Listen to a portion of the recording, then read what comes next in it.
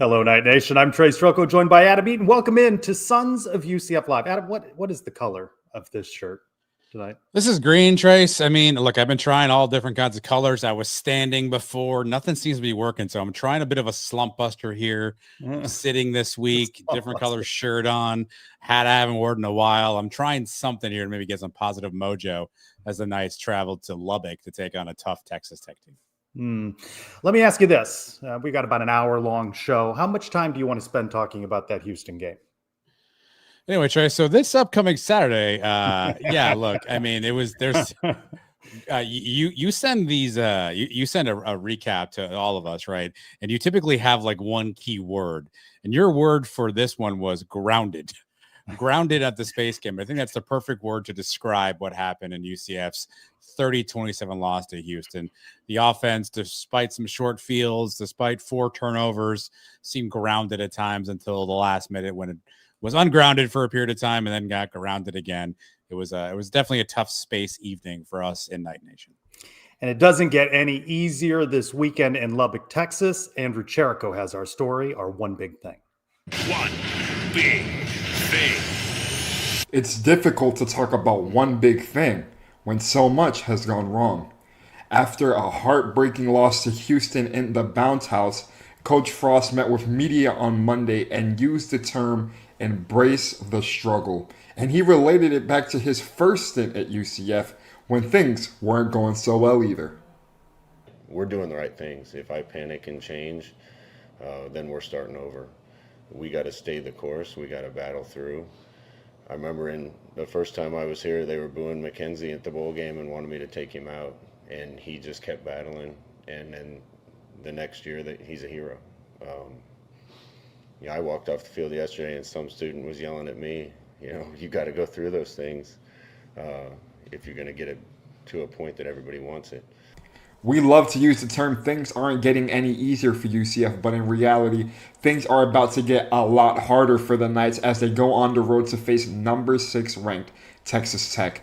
This is a David versus Goliath matchup, no matter which way you put it. And that's not even just in terms of the talent on the roster, but the injuries being faced as well. According to the latest injury report for UCF, both offensive linemen Carter Miller and Keegan Smith are ruled out, going against Texas Tech, one of the best defensive lines in the country. And for UCF defensively, both Nigel Lee Kelly and Malachi Lawrence are ruled questionable. So although they might go, they might not be 100%. And in terms of the starting quarterback, there has not been an announcement on who will be leading UCF out of the tunnel. Although Coach Frost revealed that Taven Jackson was battling a hamstring injury in the loss to Houston, he isn't listed on the injury report, and we'll see who gets to start against Texas Tech. And until next time, I'm Andrew Cherico for the Sons of UCF.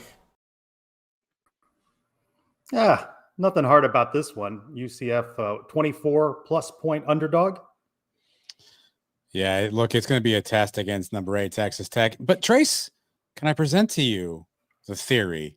Maybe we have them right where we want them. Maybe, just maybe, right? They're coming off a big win against BYU. They're in the college football playoff mix. Clearly, I think they probably think they can beat UCF just by looking at stuff on paper. Maybe they're thinking about, what's going to happen next. Do we have them right where we want them, Trace? Possibly. That's a way to hold on to hope off the top of the show. We caught up with former Knight, the defensive lineman Lee Hunter, now with Texas Tech. He making some news this week. We spoke with him at Big 12 Media Days. He making some news this week saying, boy, he wished he'd been in Lubbock the entire part of his career. Of course, it was Paul Rubelt during the Monday media availability. He's looking forward to facing off against Lee. Of course, Lee on the injury report listed as questionable, though. Maybe we don't see him after all on Saturday. I can't imagine Lee wants to miss this one, right? I think questionable is probably trending towards playing. But when we caught up with Lee Hunter in July, Trace, certainly singing a bit of a different tune about his time at UCF and Night Nation. Here's a quick little mashup of some of the things Lee said during our conversation. What were the conversations like with your teammates at UCF, letting them know that you might be taking off? When I told him, the first person I told was Paul. And Paul was like, "No, bro." That's a big man too. That's a big man to start with. 6'9" Joker. Paul Rubel. But nah, I had talked to him, and when I was talking to them, they knew why in the situation that they understood. So Yeah. Night Nation, I still love y'all. Y'all gave me the opportunity to spend my football. How can I say this? Y'all gave me the opportunity to spend my football. I say growth. Yeah. So and they gave me the opportunity to start. I got my degree from the place, so I always had the respect. Not because I never care about what the fans say. UCF is a great place to be. You know, it's Orlando, but I appreciate them for giving me the opportunity to play the great game of football at the college level. Big Lee. He was an interesting character while a Knight. Let's talk a little bit more about injuries on the Knights side. Cam Fancher remains on the out list, but it's two other names that we were not anticipating following the MASH unit on Saturday or Friday, rather, against Houston. Offensive lineman Carter Miller, offensive lineman Keegan Smith. That hurts on a team that's already had a number of key injuries, including to Miles Montgomery, who's not listed as out, but you wonder just how healthy he'll be if able to play on Saturday. Yeah, Trace, looking at the screen here, a lot of names I think Knight fans were counting on. Montgomery, Kelly, Lawrence, questionable. Braden Marshall, doubtful. Carter Miller out. Keegan Smith out. A lot of the bigger names for UCF in peril from playing in this game, particularly in the offensive line, a unit that had certainly had some challenges throughout the year. Now, presumably going to have to reshuffle and find 5 guys up front to play. Listen, you know what? When you want to stack the deck and make things harder, Trace, but we have them right where we want them because now they're not expecting us to come out with this brand new lineup, this brand new line. No one's going to play defensive end apparently, and we're going to shock the world because we're going to play only like 8 guys on defense and somehow win the game. Taven Jackson not on this injury report. Makes you wonder what his status is on Saturday, whether he comes out as starter, whether we see more of Dobby Belfort, who led the Knights on that final drive. Scott Frost saying that it was a little bit of a hamstring situation for Taven Jackson. That's a tricky one to heal up, but not on this injury report. Yeah, certainly interesting, right? I think Scott Frost said that Taven told him he tweaked something in pregame. Obviously played the entirety of the game, absent one drive there. So maybe some rest helps there. Perhaps he can't open it up from a running perspective, and that'll be a bit of a change that we'll see going forward there. But so certainly a curious Friday night decision. I'm sure we'll talk to our first guest about that decision and maybe what goes into that. But certainly curious things are happening around the quarterback room, and we're all going to have to buckle in and see what happens. But Trace, right where we want them, because they don't know who we're going to play either. We don't know. That means they can't possibly know. That's how we fool them. Yeah, every week you have opportunity to speak with former Knights running back Latavius Murray, who every week I wish had some eligibility. It could come back for the Knights. He's talking to you this week on how UCF needs to capitalize on big plays. I want to see a win. I think I got to be honest with you, man. Like, I want to see a win, like, however it gets done. You know, I think when you look at the Houston game, I think there was times where, like, we came out firing, man, and we had opportunities to really keep the momentum, and we gave it right back to them. We had a chance to go up 10 at halftime, and they kick a field goal, down 7, get the ball coming out of half, and then tie game just like that. So I just think, like, we got to capitalize, you know, when we make plays. Let's capitalize on that. So maybe that's it right there. Let's capitalize when we make plays and not kind of give that momentum back to the other side.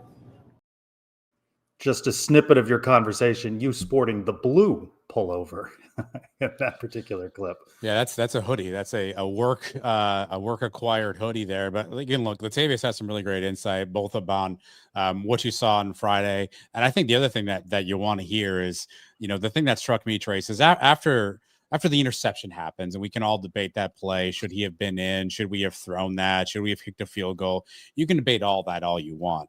I think the thing that struck me was right after that play, the first thing you saw was multiple players come over to Dobby Belfort, put their arm around him, tap him on the helmet. He got to the sideline. Multiple guys were there to pick him up.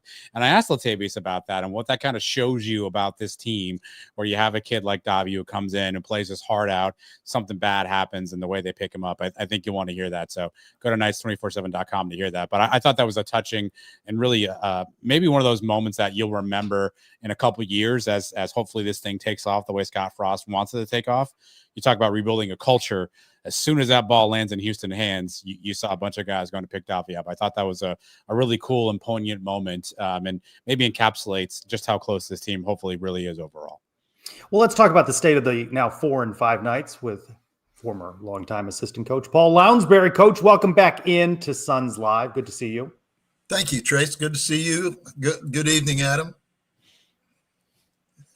Coach, you heard what Adam and I were talking about with Davi Belfort. When he has a moment like that, that can be a big character-defining moment. What, in your experience, what do you say to a guy like that in the immediate aftermath of a play like that? You just tell him, hey, look, learn from the mistakes and push on, and you're the next man up, and you've got a responsibility to the team, and they're behind you. So I think he handled it really well. He was upset, obviously, and had every right to be, because he wasn't planning on throwing that interception. He was planning on throwing a touchdown, but and winning the game. But I liked his attitude, and I liked his aggressiveness, and I think the players respect him. I think he's got some mental and physical toughness that can carry him a long way. He's just not had enough snaps yet. That's the biggest issue. I heard you use the phrase next man up. We hear it a lot from coaches, offensive lineman Carter Miller, offensive lineman Keegan Smith out for this game. From your experience with that next man up, what are your conversations with guys that have been a little lower on the depth chart who now have a moment to shine and showcase their skills? Basically, I always said, look, we're going to play the best 5. So I may have to move you from a tackle to a guard or from a guard to a center. And I said, look, that's best for the team. And that's what this is all about. So step up, and we're counting on you, and we're here to help you get better. So basically that was the speech. I mean, those guys know, and they've been moved around during practice enough to have that depth. So that I think it's going to be a very good thing. We have some depth in the offensive line this year that we haven't had in past years. So I hope that these two guys being out doesn't hurt us too badly. I think we got enough depth to make it go. How challenging is that to move away from the position you're more accustomed to? It's very challenging, especially the center position, because he's the guy that makes all the calls in pass protection and to pick up blitzes and even in run games. So it's very difficult for a guy to move that hasn't played a lot of center to move to center. The good news is Kimmy is moving to center, and he's been working there all year. So it's not like he's new to the position totally. Coach, what does it do to this Knights offense if Miles Montgomery is either not able to go or is limited on Saturday? What do you suspect the Knights might do maybe without Miles in the backfield? Well, again, it's the next man up, and I really like Jaden Nixon. I think he's a big play guy, and get him the ball as much as we can. And you got the freshman Adai that is a talent too, and you got some receivers that you can get the ball to, bringing them back into the backfield and handing the ball off. So I think we've got a creative enough offense that we'll be okay. It would be nice to have all the guys that started the season there at running back with Stacey Cage and Taven Switt, but next man up.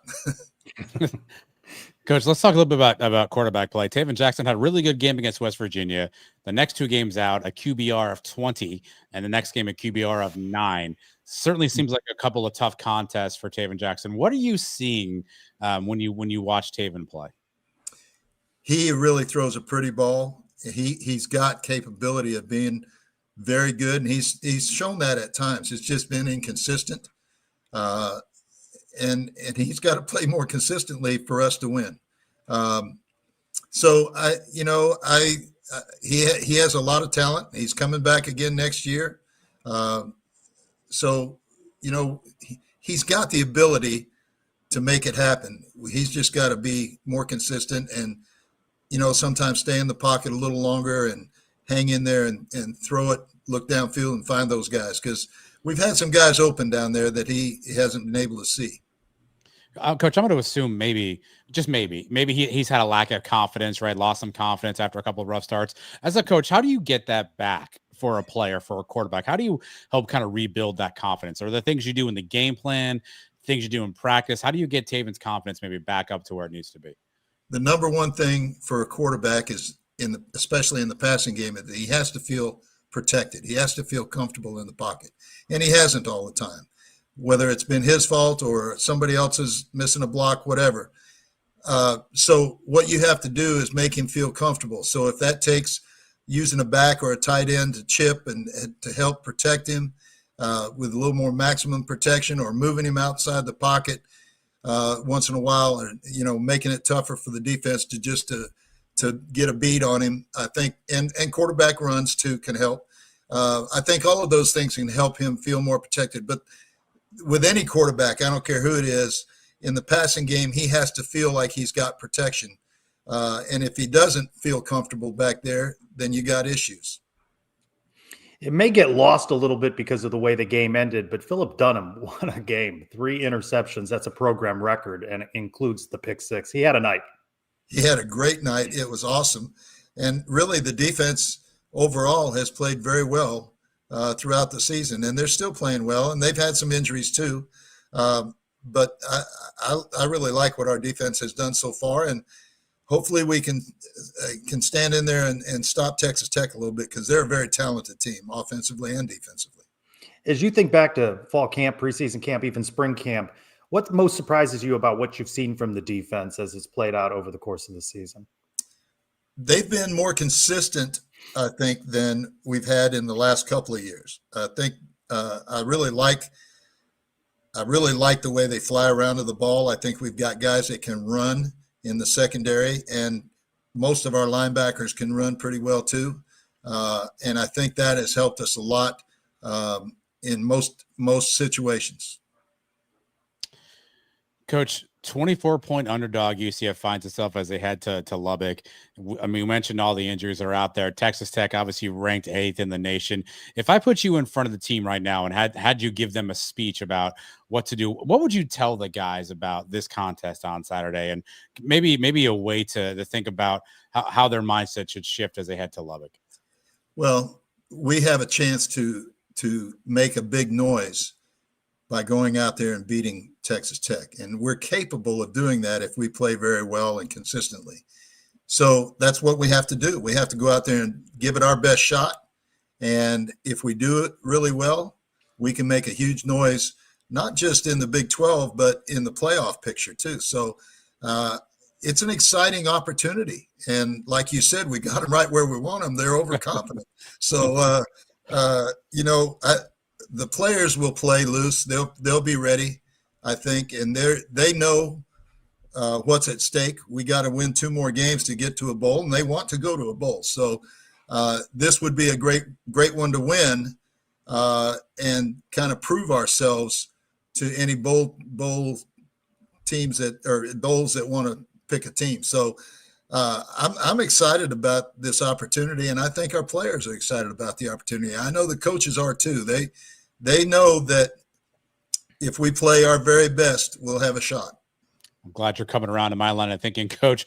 One of the things with UCF, though, on the road is they seem to start games really slow. They get off to slow starts, particularly on the road. How do you combat that? What do you do differently against Texas Tech to try to get off to a faster start? I don't know if, everything you do on the road is you try to make it the same as you do at home. You're in the hotel at home. You have the meetings the same. It's just the actual travel that's different. So I don't know. I really don't know what the situation is now. Some teams respond better to a hostile crowd. Other teams don't. I think maybe our guys can handle it, and we'll do a good job on the road.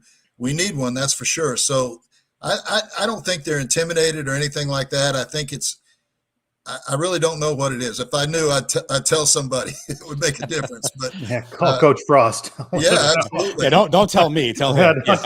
Don't worry. I would. Don't tell me.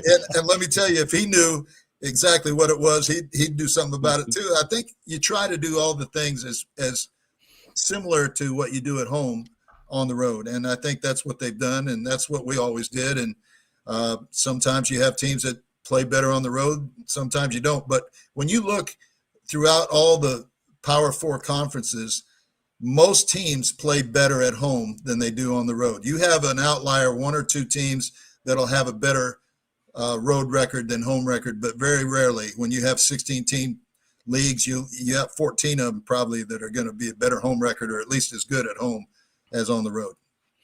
You talked about the word consistency. One thing that the Knights have been consistent about is penalties, home or away. And it's a question that comes up with Coach Frost, Coach Cooper each and every week. I thought their answers this week have been interesting, talking about how they're trying to correct things during practice instead of letting the play go. And they're making an adjustment there in practice. I don't know if you heard that soundbite, especially extended from Coach Cooper, but I thought it was interesting that they're trying to identify something in practice that they can work on that maybe will reduce the penalties. I haven't heard what Coach Cooper said, but I've seen what they do in practice, and they're addressing it all the time in practice. So I think I don't really know the answer. I always thought there was an aspect of discipline there, but I think our team is pretty disciplined. But we do certainly have to understand that we cannot have two guys moving at the same time and get a motion penalty, or somebody move early, or the cadence get messed up somehow. And we can't have people jumping off sides or hitting late. Now, holding is another issue.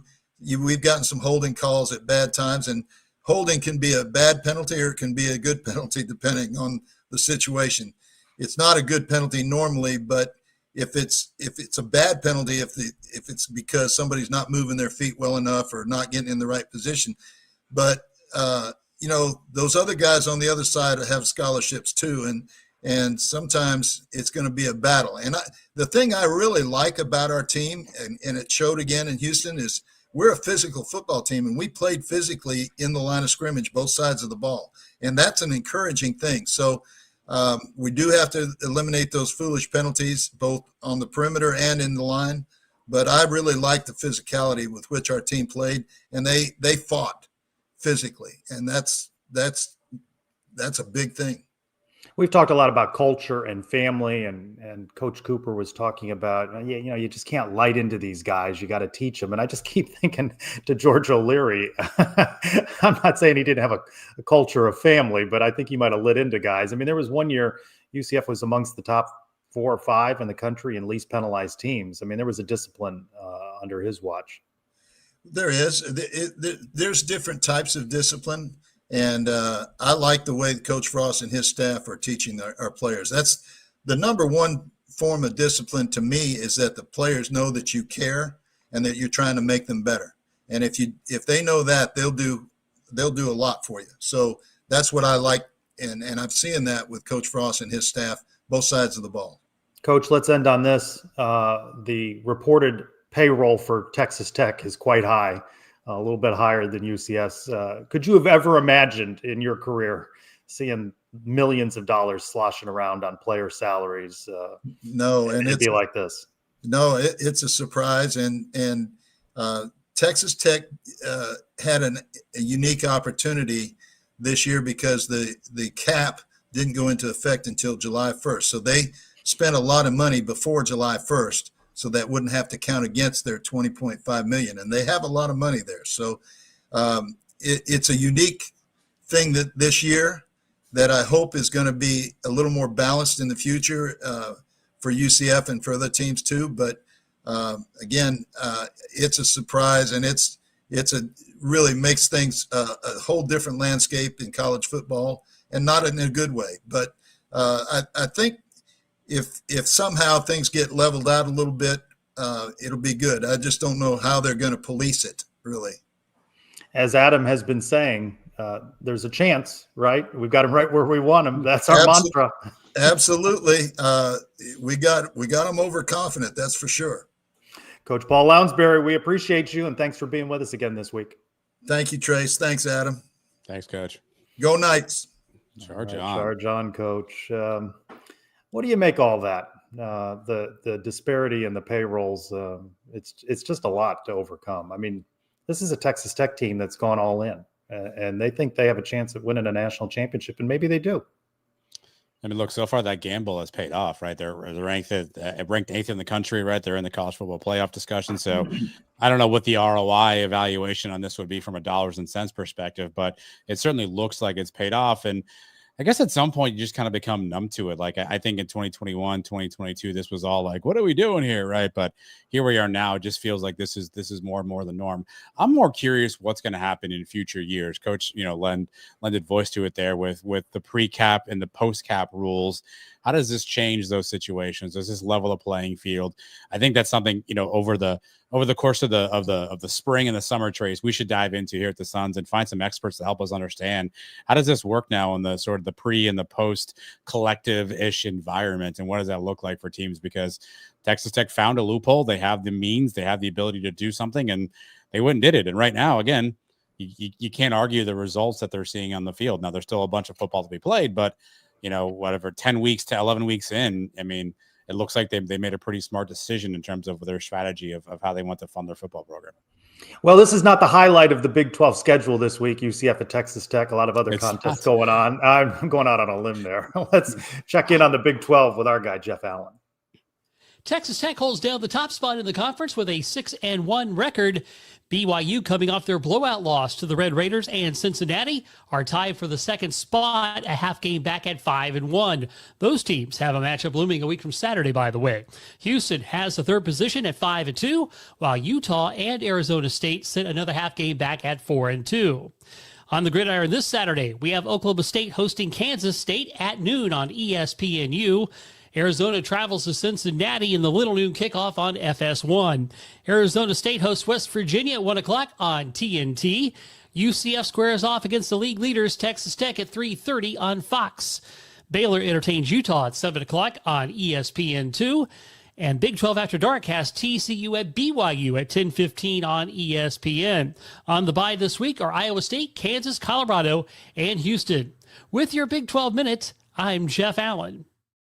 Jeff Allen, thank you very much. You have big shoes to fill, by the way, tapping me on the shoulder saying, hey, can you write the 365 Sports newsletter article this week? I was a little intimidated following up on all the excellent work you've done all season long. But you nailed it as always, Trace. And on Wednesday morning, I opened up my email, and there it was, the Big 12 newsletter, courtesy of 365 Sports, and the byline by one Trace Trelko there. Again, a good article, a good place to find everything you want to know about the entire Big 12, articles and videos on every team. 365sports.video is where you get the newsletter. That sounds weird. I get it. .video, where you get the newsletter. Don't worry about that, though. You sign up. Wednesday morning rolls around, the sun is shining, the birds are chirping, your email goes off, and there's an article on the Big 12. You can't beat it. 365sports.video is where you find all of that. We mentioned seeing Lee Hunter at Big 12 Media Days. What was that? Was that July we were there? And this season has gone by so fast. I mean, you're just a couple of games left here. Coach McGuire, Texas Tech's head coach, that was one of the ones we caught up with, talking about head coach Scott Frost returned to UCF. Coach, UCF brings back Scott Frost. Yeah. Hey, what do you make of that move? And B, what kind of learning curve do you think he's up against as he reacclimates to the Big 12? I remember Coach Frost as the offensive coordinator at Oregon, and he steps on a Cedar Hill practice field recruiting Damian Hobbs in 2012. I'm a huge fan of him. I was a huge fan of him as a player. Absolutely. Ultimate tough guy and team guy, and had so much success at UCF. I see them walking around, and he's got some dudes. They got some great length and, some really, really good looking football players. I have a feeling that he has a good feel for that area of the country and how he'll recruit. And I think sometimes too, whenever you step away, you get a different look. You also get a different hunger.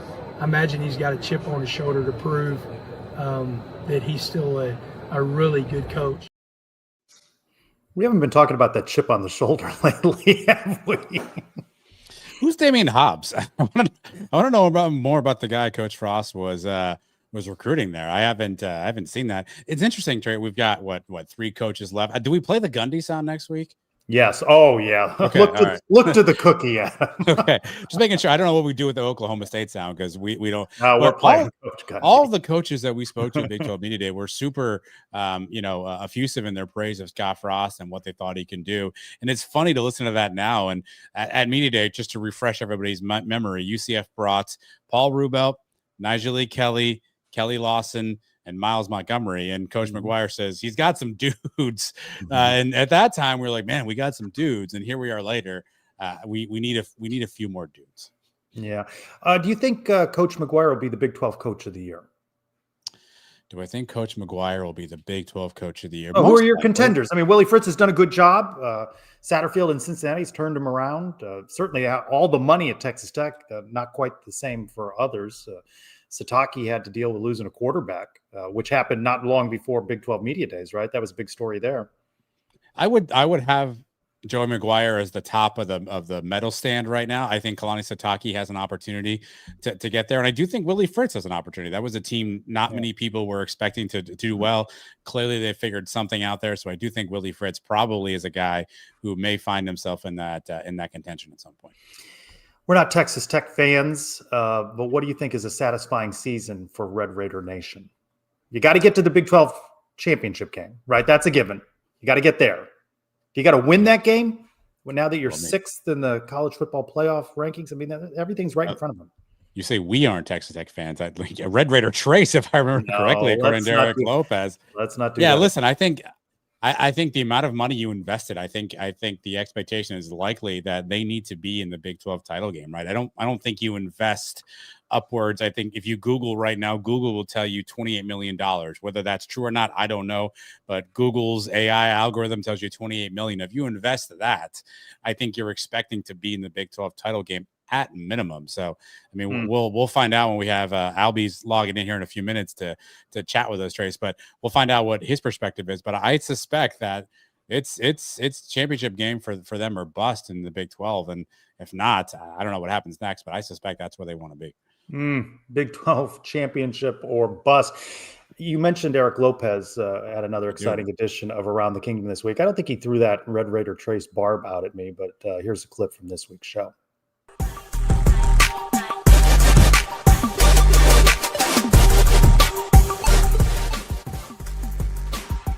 Yeah, I think what makes it extra crazy for UCF fans has been the about face, because from 2014 to 2020, what is that, 7 seasons? They had, 5 quarterbacks playing meaningful snaps in a 7-season span? Like, think about that compared to where it is now. Like, the quarterback stability, and I'm not even going back to, Bortles. Like, from Godfrey to Bortles to Holman to Milton to Gabriel, there was, this... We were spoiled. Like, that was an unprecedented era of having a lot of quarterback stability. So as we mentioned, everybody, UCF's at Texas Tech, a healthy 24-point underdog, at least at the start of the week. I haven't bothered to look. I'm scared to look what the spread is now. Trace, you're still going. Don't know why you're still going, but you're going. For punishment, Elo.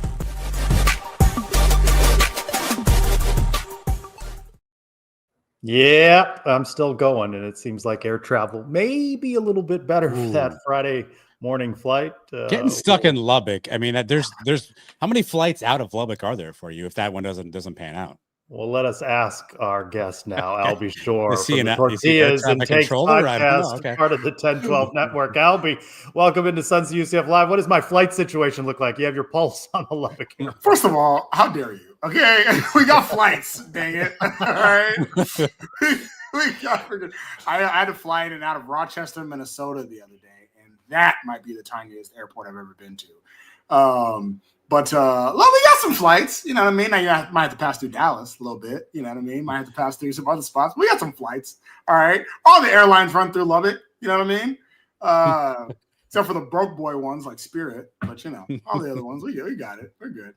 Albie, we were talking about Coach McGuire, who we caught up with at Big 12 Media Days. What do you think? If you're casting that vote, has he done enough to be Coach of the Year in the Big 12? So you know what's funny about that?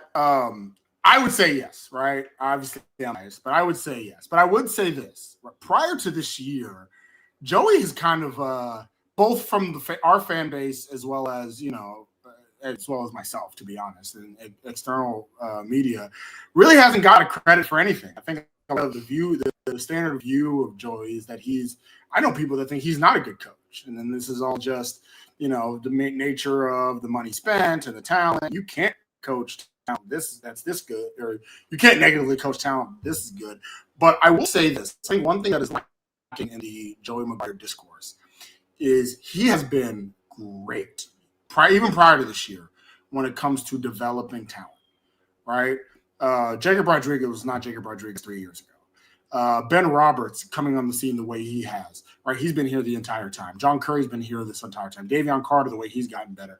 Baron Morton throughout his career here. Cam Dickey, the way he's been since he's been here. Like the development of this program, even with the past OC and DC as well as the new one, has been really good. And I think a lot of people just view Joey his first couple of years where he was making questionable fourth down decisions and questionable game management things, and they're just like he's a bad coach. So when it comes to this year and the coach of the year voting, if you ask me, I think it's a no-brainer. I mean, Willie First is probably the only other person that I would say is, and then Kalani Sitake, of course, that's in the real running for it. But, if you ask me, I think, why wouldn't you give it to the coach who is coaching the best team in the conference, and not just coaching the best team in the conference, but blowing teams out in the process? You have the pulse of the fan base through your show, Tortillas and Takes podcast, part of the 1012 network. What's an acceptable season here? What's a satisfying season? We were talking about it a little earlier that they got to get to the Big 12 championship game. Do they got to win that now that they're sixth in the playoff ranking? What's a successful season look like for Red Raider Nation? So it's definitely changed through the year, right? So at the beginning of the year, there was talks of potential Big 12 championship from the very beginning, but I think most people would have been satisfied with a 10-win season, right? A 9-win season would have been kind of melancholy. People would have been disappointed. Some people would have still given some grace, etc. But 10-win seasons, it's not a Big 12 championship, but you'd be like, okay, you know what? It's year one with this influx. We're okay. Now, as the season, ever since the Utah game, that was really the crux. And then it's Big 12 or bust, right? Now we got to win the title. And then I would even argue after the BYU game, we definitely got to win it. Like maybe it was making it. Some people would have been satisfied making it before. Now anything less than a title and a championship is there. And also, me personally, I am sick and tired of the y'all ain't won an outright conference championship in X amount of years. I'm tired of it. All right, Joey, please, for back and forth discourse, I need this at the very least. You can't build a new building with an empty space for a Big 12 championship looking like Aggies without getting an actual championship. We need to have it happen. Albie, how healthy is Baron Morton? Obviously, we've seen him banged up. I saw him against BYU limping around a little bit. How healthy is Baron Morton right now? Baron Morton's never healthy. First off, it's funny coming into the season. The main thing that me and Jeremy from the pod talked about was that this is the first time since his freshman year that he was 100% healthy coming in. Right, he played the last 2 seasons. He's played the entire year hurt.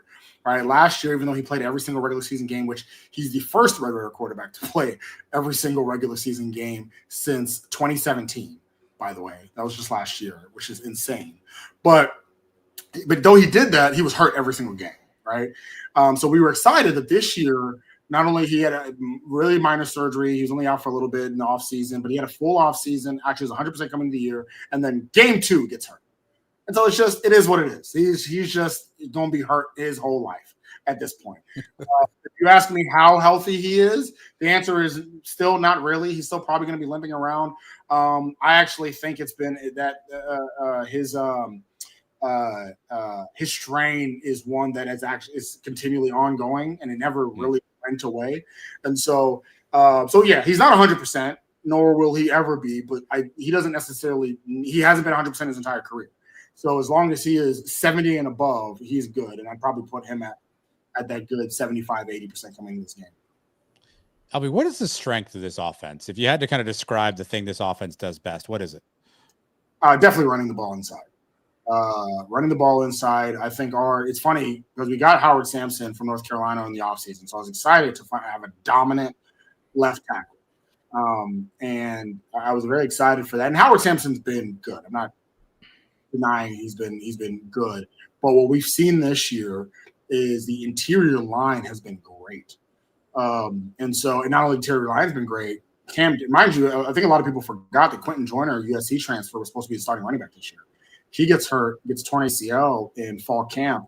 And, for some Tech fans, the sky was falling. Oh, no, we have to rely on the 2 running backs we were always going to rely on before the transfer, and Cam Dickey and Jacoby Williams. And they've both been great. Cam Dickey right now leads the Big 12 in rushing. He's honest. He came into Tech as a low 4, high 3 star, depending on which ranking you were looking at.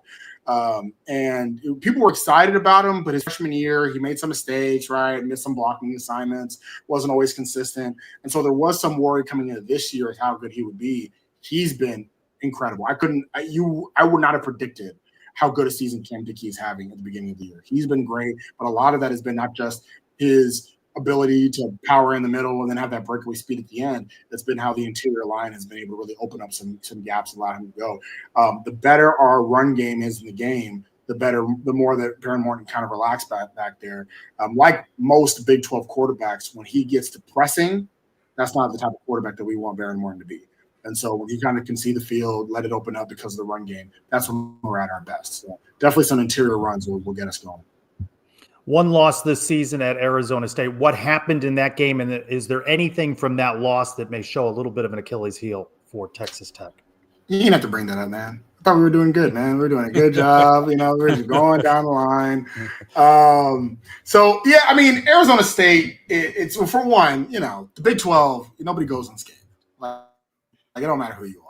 Nobody goes unscathed. I never thought we were going.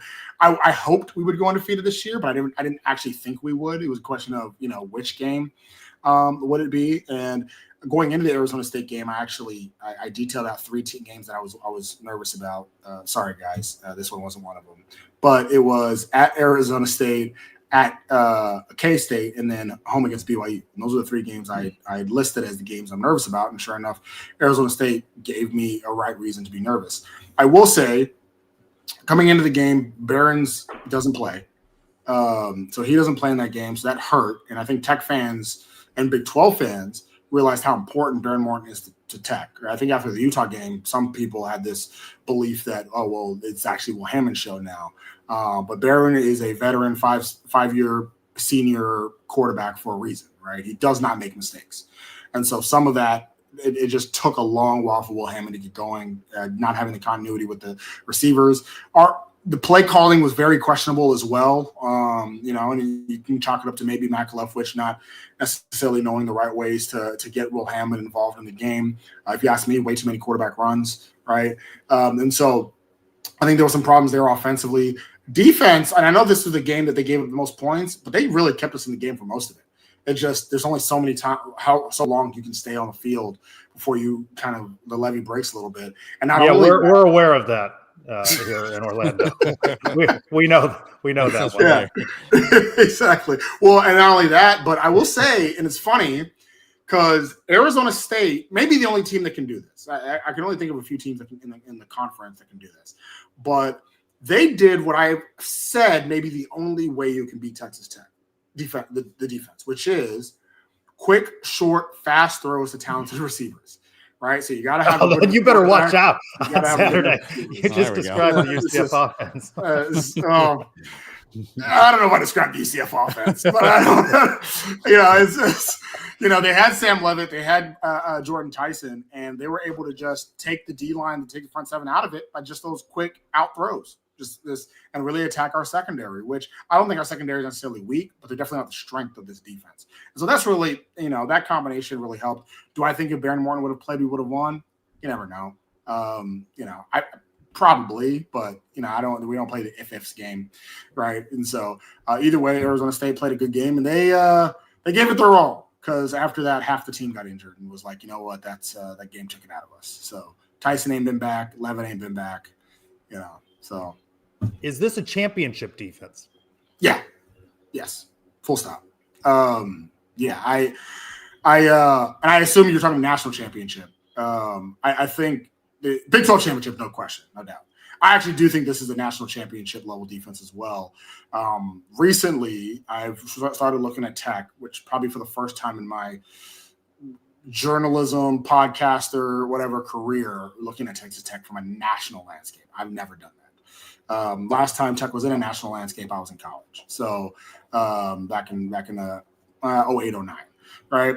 And so for the first time, I looked at Tech in the national landscape and said, how good is this defense? I personally think Ohio State's the best defense in the country. I think they have the most talented guys in the country. They have arguably 3 first-round picks on their defense. They have arguably the most talented defensive player in Caleb Downs. I think Ohio State's the best defense in the country.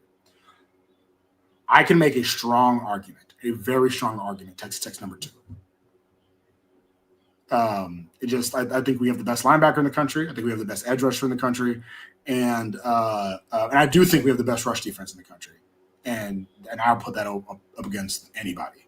So I do think this is a championship level defense. Whether there's a championship level offense, it's another question. Albie, has anything surprised you about this team? Have you been surprised by either anything both from a positive or negative about this team? I mean, I've definitely been surprised by I did not expect this team to dominate some of these games the way they have. The Utah game was a surprise, to be honest. I definitely thought it was going to be a close game. I might have even predicted a loss if I could think back to it, right? Because I definitely thought I was surprised how we were able to really wear down Utah. I'm surprised just how good this defense is, right? I think the talent that we knew David Bailey was a potential first-round pick. We knew that. We knew guys like Lee Hunt and Romello Height and Skylar Howard were talented.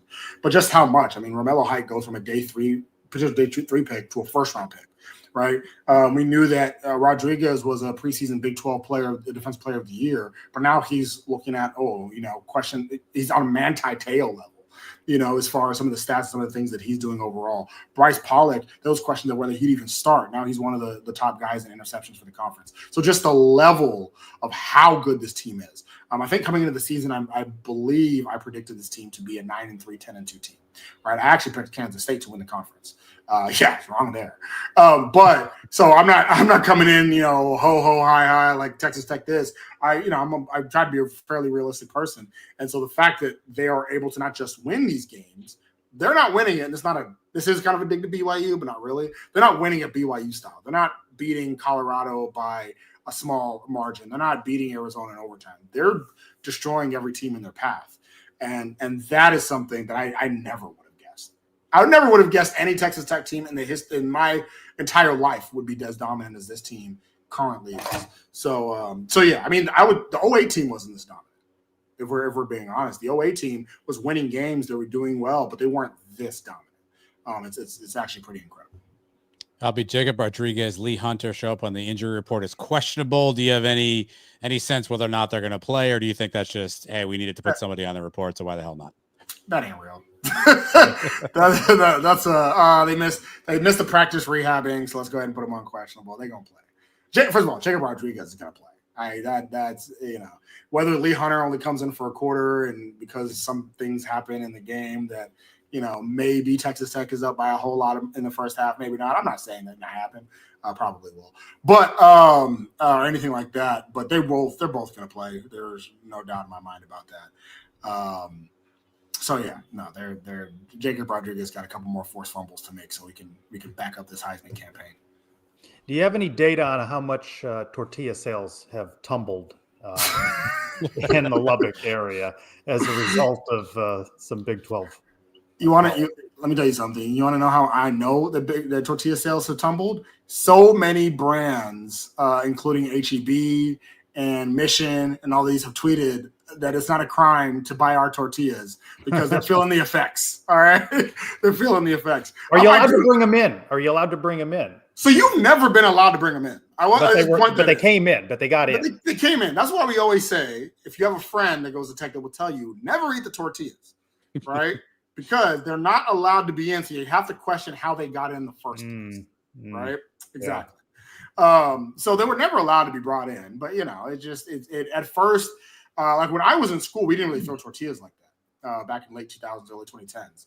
But that's when it first started. I want to say my senior year is when it really started picking up some steam.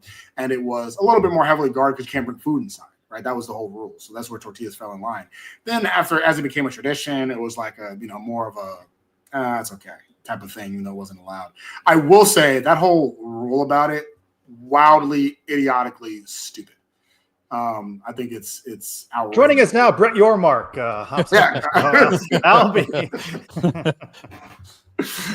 Let me tell you something. I give them peace of my mind. That's just a ridiculously stupid rule. So, if a UCF fan, one of the 17 that's going from Orlando to Lubbock, were to throw them out there, a little penalty. Probably. We're the only ones that get penalties for throwing stuff on the field. If you didn't know, right? Anybody else can throw stuff on the field. Arizona State fans, literally the week after, throwing all types of legit garbage on the field. Nothing. Not even a penalty.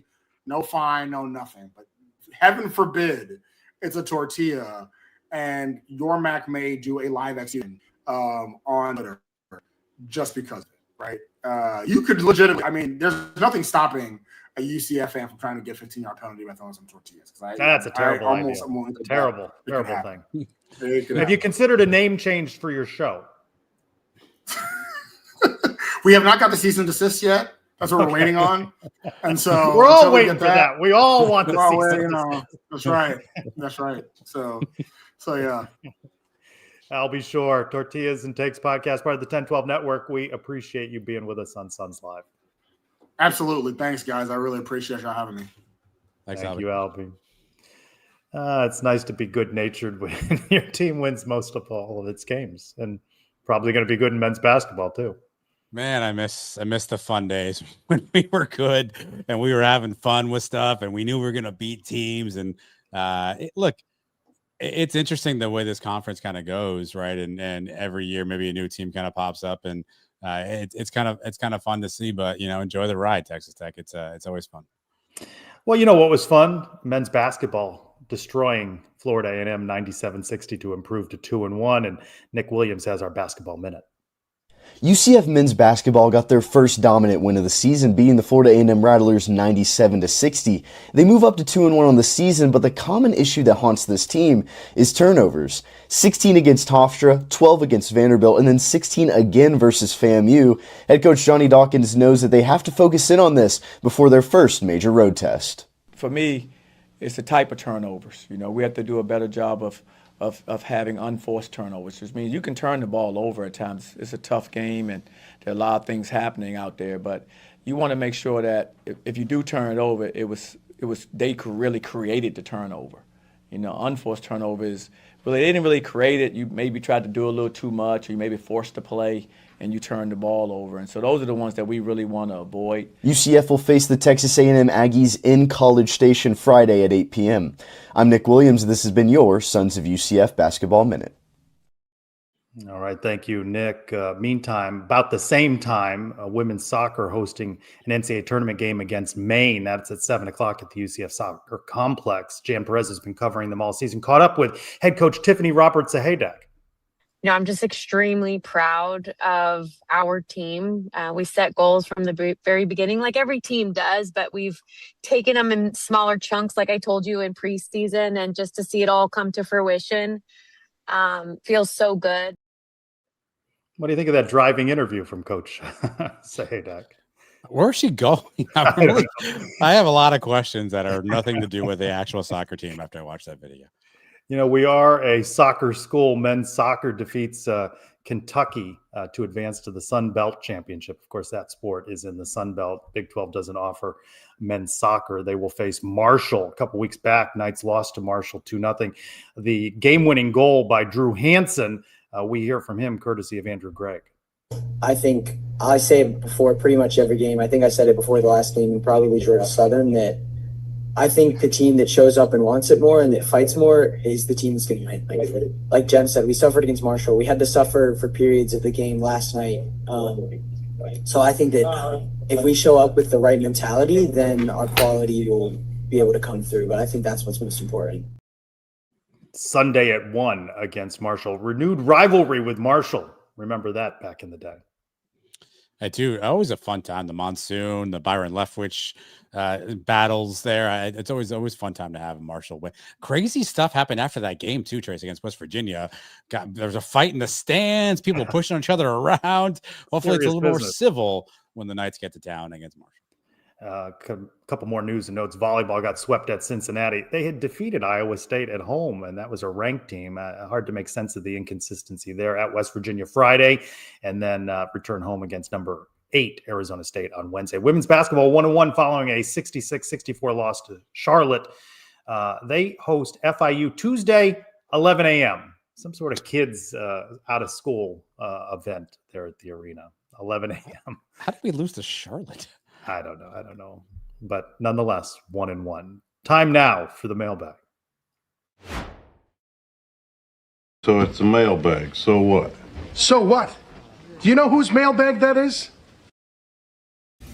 It's that time again. Time to open the Brian W. Peterson Sons of UCF mailbag. It means a lot. Sons of UCF, man, listen, they gave me a great campaign. Sons of UCF, baby.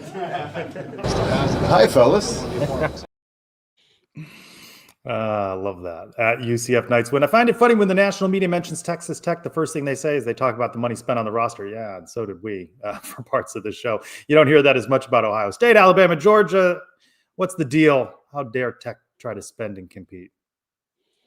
It was a thought-provoking question, Trace. When I read it, I was kind of like, why do I have such a reaction? I think, one, Texas Tech was very out about what they wanted to do, right? They were going to spend the money. They were going to do this. They're going to do whatever it takes. And I don't know that you've heard that from other schools, even though they've done that. I think it's a UCF fan. Look, I think the Lee Hunter stuff kind of clouds a little bit of our thought process around understanding maybe what happened with Lee and how he went from I'm all in on the Knights to which way to Lubbock, right? So I do think it's interesting when you think about, I understand the question which it seems like the person is saying, hey, just because somebody new wants to get in here, why are we all freaking out? I just think it's how out in the open Tech was about wanting to do this. And again, early returns right now, 10, 11 weeks in the season, it certainly paid off for them. But I think we may be jaded because of Lee Hunter. At Knights 24/7 on Blue Sky. Does what you've seen so far from the football team give you more hope or more worry for next year? I guess hope. What's your hope? I'll say that it can't get worse. It can only go up from here. Oh, can it? It can only go up from here.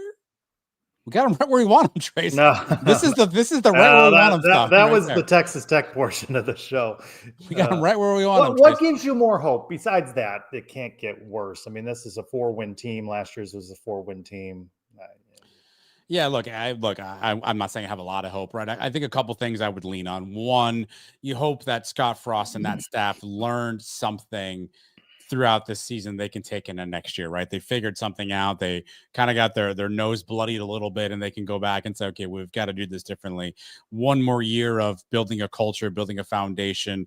Perhaps other players will look at UCF and say, there's an opportunity for me as well.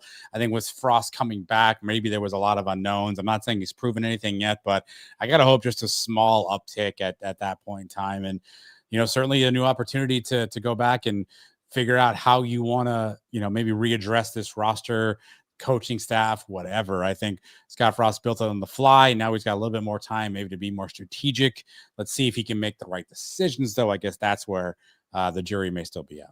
All right. So expectations for this season. I think the fan base has been pretty good about this. I think that Houston loss sucked some of the energy out of the room because there's some thought that this would be a 6-win team. But let's say they finish at 5, which would be a game improvement. What's a reasonable expectation? I know we don't know the roster. We do know the opponents. We don't know when. But this can't be a program that is between 4, 5, 6, 7 wins, right? And that's just not going to be acceptable. I don't know if you did 6, 7 on purpose there. I don't understand that. It doesn't mean anything, right? Are you dialed into that? I know what it is because my son does not stop saying it. What it means nothing, right? That's what it means. It means nothing. It means every time he does it, I want to punch him in the face, which I'm not allowed to do as a parent. But thank you for acknowledging that on a live show. Absolutely nothing, and he understands that. But look, I think the line of demarcation for college football is 6 wins get you to a bowl bid, right? I think that's got to be the floor of every season. And so, yeah, I would like to see UCF find a way to get through that floor, get into the park where they're at the 7-win mark, the 8-win mark. They're challenging double digits. I don't know how far away we are from that, but I think if we want to believe in Frost and what he's doing, right? I'm not great at math, but I know when the arrow points up, things are good. I think that's where we need to be at. The arrow is going to have to point up for UCF, and whether that's a 4-win team, a 5-win team, or a 6-win team right now, that arrow's got to go up in the next iteration of the Knights. Alan V on Blue Sky, is there any insight as to how many players might be lost to the transfer portal? I think one thing, though, it's been interesting how quiet the opt-outs have been, just the one public one, right? My conversations with UCF officials is expect more turnover, right? On the part of players who want to pursue other options, but on the part of UCF that's trying to make over this roster. So will it be in that 60 to 70 range? Probably not. But expect more turnover, and it's coming soon. You said the important part out loud, Trace, which is the announced opt-outs, right? Yes. Illuminati, always keep your third eye open with who's not playing, who's out, who's whatever. I think that can give you some insight, perhaps, as to what some players are thinking on this team. Marty Helwig, how many passes did Taven Jackson attempt and complete over 10 yards against Houston in the space game? He also thanks us for all we do. We appreciate you watching, Marty. I did a little research with PFF.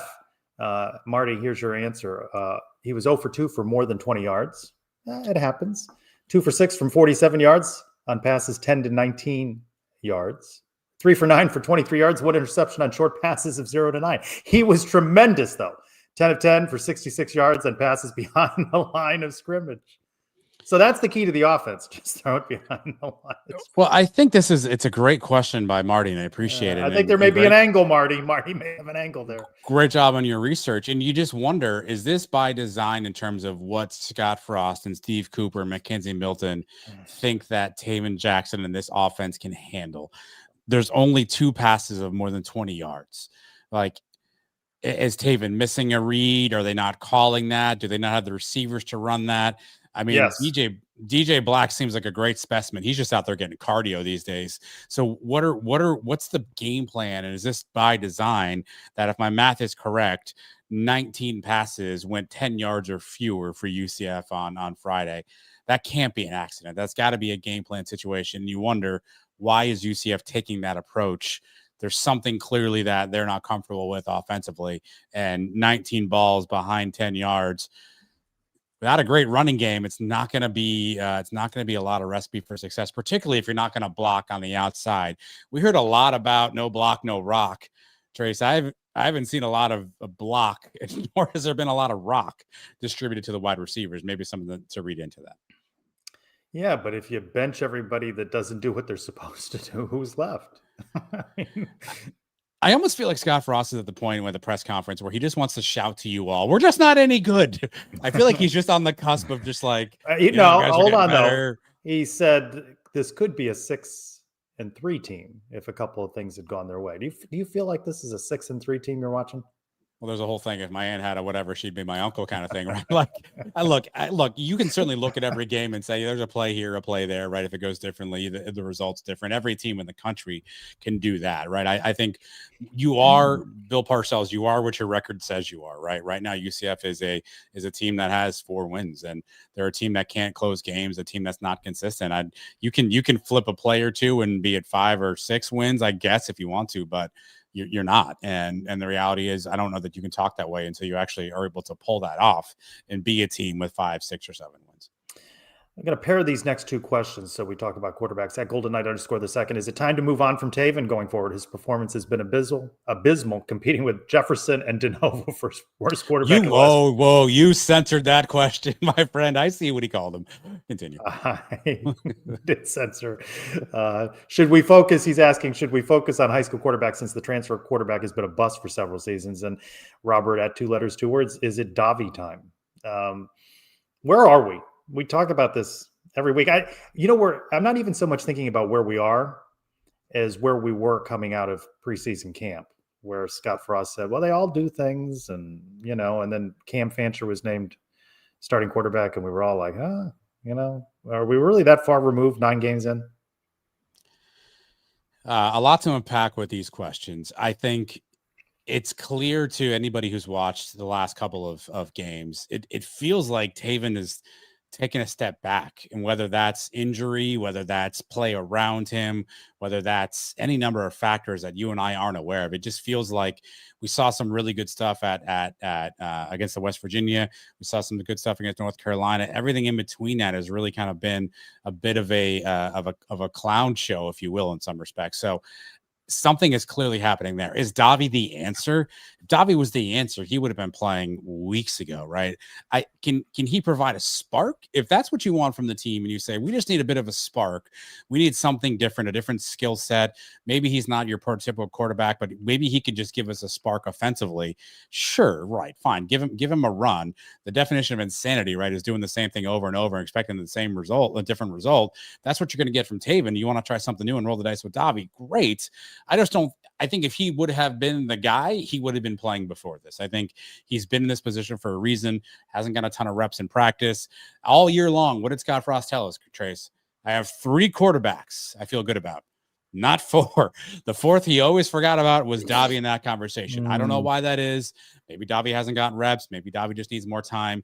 So can he give us a spark for periods of time? Yeah, sure. But if he was the best quarterback on this roster, I hope he would have been playing before this. There's no true serum you could give Scott Frost where he would have said in game 9 with 2 minutes to go, I'm going to have Davi Belfort leading us down the field for a potential game tying or game winning situation. There's no makes you wonder truth. though. No. Keep your third eye open. How did we get there then?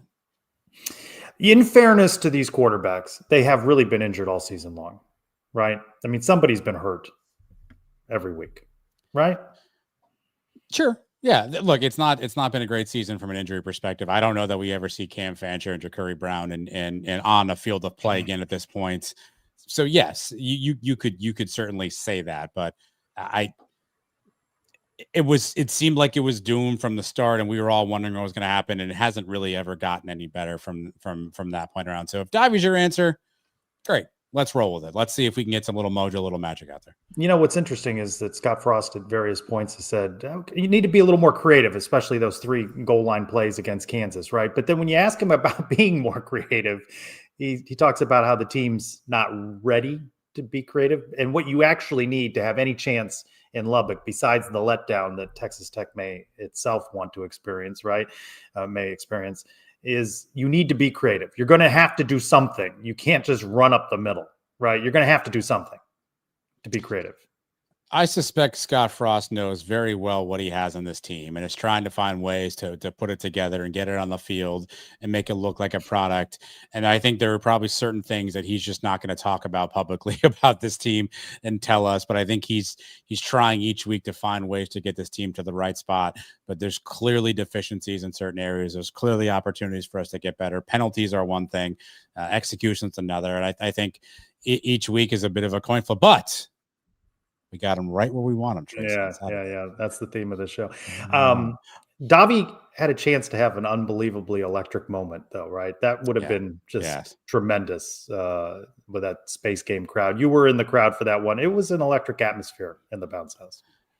Listen, we've been critical about the fan support. It was a really fun event. It was a lot of different things that, UCF and the athletic administration deserves a round of applause for putting that together and the different things they did, from the songs to the lights to the events, activities.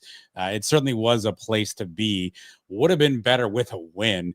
There were moments in time where the energy got sucked out of that place. The pick 6 that Taven threw was one opportunity, but UCF always kind of found a way, and you thought Space Game Magic was going to come back, and 6, 8, 10 inches away from Space Game Magic kind of rearing its head again, and UCF coming out with a win. But you got to applaud the effort of everybody, right? I think Dolly, talked about it a little bit. I think I saw in some of the stuff he was talking about, you just want to win at some point. And you saw that Frost was trying to find ways to win, right? You just want to win. Let's stop hearing about we're close. Stop hearing about we're right there. Let's just hear about a win.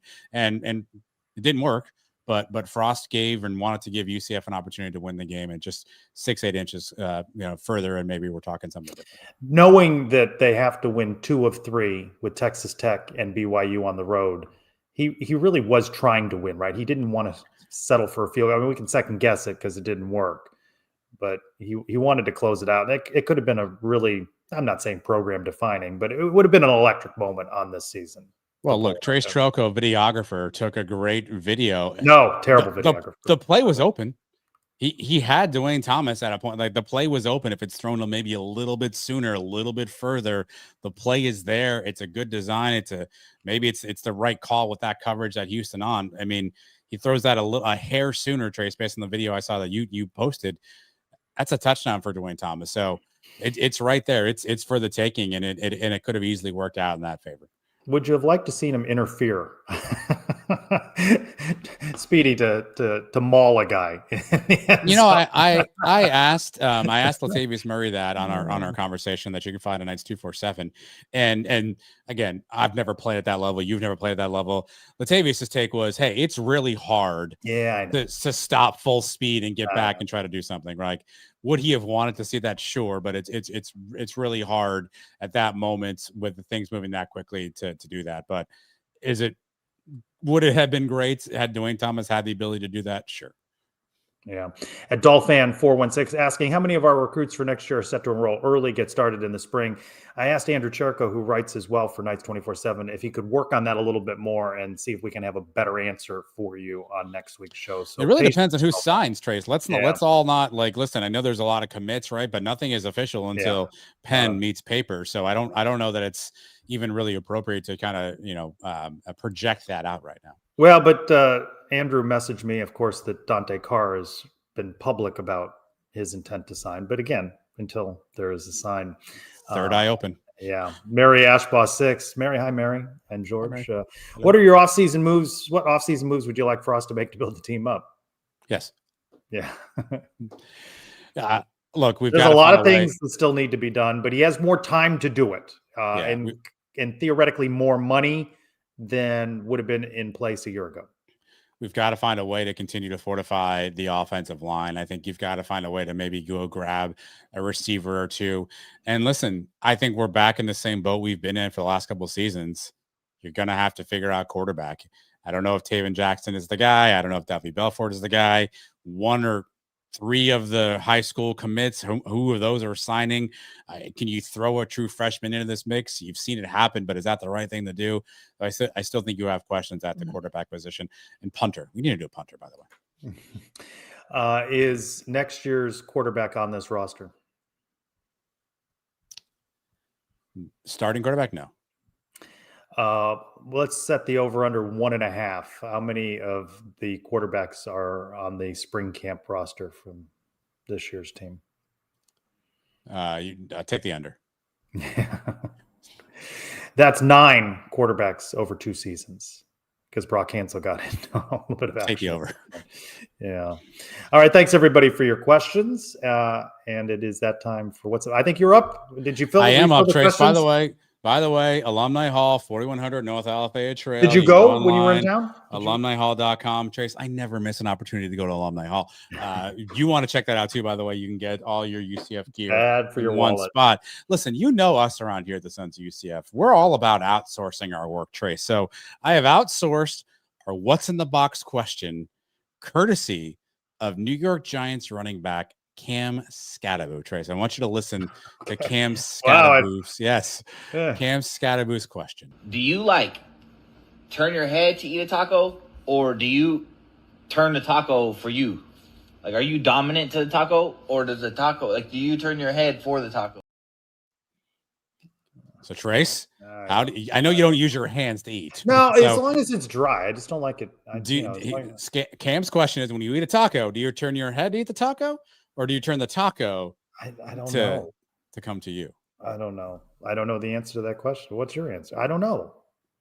I haven't thought about it before. I think it's paid attention to this. I do know that after UCF Mike talked about shoe, or sock, shoe, I do pay attention to that one a little bit more than I should.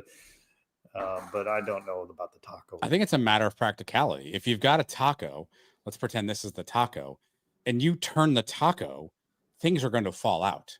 The goodness of the taco will be separated from the shell, meaning that ergo you just have shell at this point.